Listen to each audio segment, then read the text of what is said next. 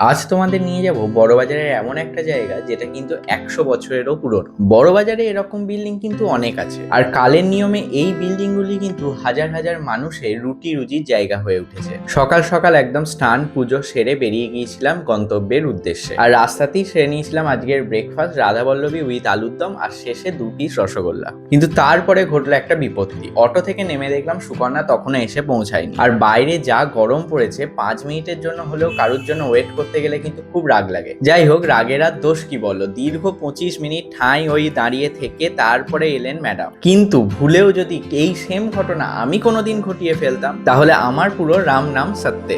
তারপর হয়তো ভগবানের আমার ওপর একটু দয়া হয়েছে, তাই এই অফিস টাইমে একটা ফাঁকা বাস পেয়ে গেলাম, আর বাসের একদম পিছনের সিটে একটা বসার জায়গা পেয়ে চলে এলাম গন্তব্যে। আর এই হলো সেই বিল্ডিং, যে বিল্ডিং এ লুকিয়ে আছে এরকম সুন্দর সুন্দর জুয়েলারির একদম খাজানা। হ্যাঁ জানি তোমাদের এই জুয়েলারিগুলো দেখে আরো কালেকশন দেখতে ইচ্ছা করছে, তাই একটা ডিটেল ভিডিও আমি এইটা নিয়ে বানিয়ে দেবো। আর তাই সেই ভিডিওটা দেখতে হলে আমার চ্যানেল আর পেজটাকে সাবস্ক্রাইব আর ফলো করে রেখো, যাতে মিস না হয়ে যায়। এরপর ফেরার পথে সুকন্যা বাড়ির জন্য বড়বাজার থেকে ড্রাই ফ্রুটস কিনে নিল, আর আজকের এই গল্পটা শেষ হলো এখানেই। তাহলে চলো আজকের মতো এখানেই টাটা।